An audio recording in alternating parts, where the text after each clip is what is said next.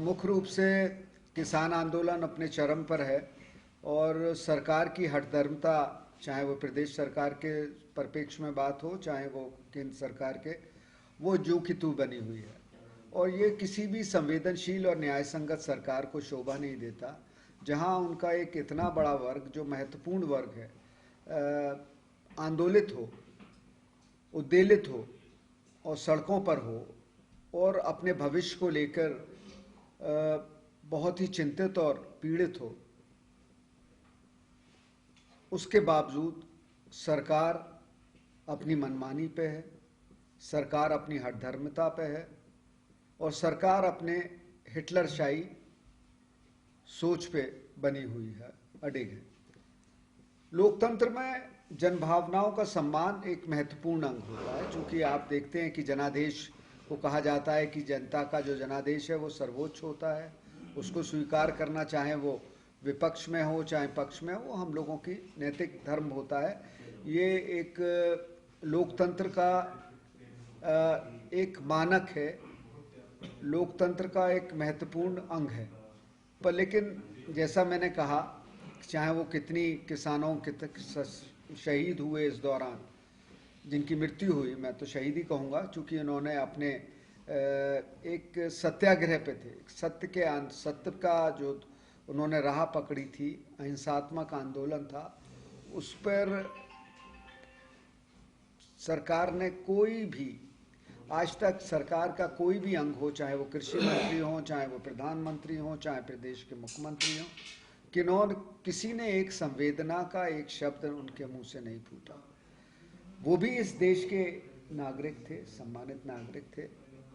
इतना तो बनता था इस सरकार का, आप सहमत हो ना हो उनकी मांग से, आप उनकी मांग को स्वीकार कर रहे हो ना कर रहे हो, पर लेकिन आपकी ये धर्म बनता था कि उनके परिवारजनों को और उनके प्रति हम अपनी संवेदना प्रकट करते हैं। आज जिस तरीके से पूरा देश ही इस बात को लेके कहीं ना कहीं इस रस्साकसी का अंत देख रहा है कि कैसे सरकार इनकी बातों को स्वीकार है। गतिरोध बहुत लंबे समय तक शुभ संकेत नहीं होते हैं। गतिरोध को खत्म करना सरकार की आवश्यकता होती है, सरकार की बाध्यता होती है, सरकार का धर्म होता है। और ये किसान आंदोलन के परिप्रेक्ष्य में मैं आपसे बात कहना चाहता था। पिछले दिनों जिस तरीके से इनके मंत्रिमंडल में मतभेद उभर कर आए, डीजीपी को लेके इनके एक मंत्री ने अपनी जिस तरीके से अपनी राय उजागर की, कहीं ना कहीं इससे पुलिस का मनोबल टूटता है।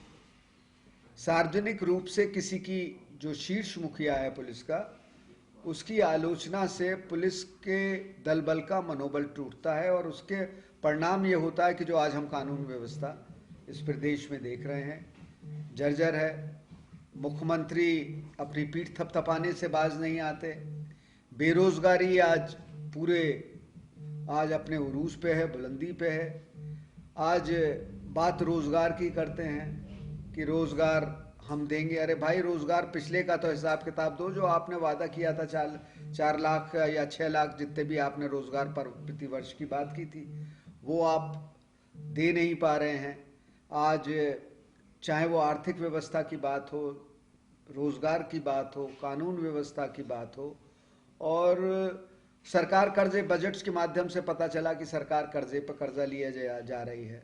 कोई आर्थिक प्रबंधन जो इसे कहते हैं कुशल प्रबंधन नहीं देखने को मिल रहा। देखिए, जिस तरीके से ये सरकार बदले की राजनीति कर रही है, कोई भी विधायक इनके खिलाफ आवाज उठाता है, उसके घर ईडी के छापे पड़ जाते हैं।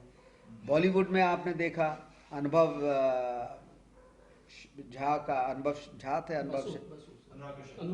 कश्यप और उनके पन्नू के यहाँ छापे।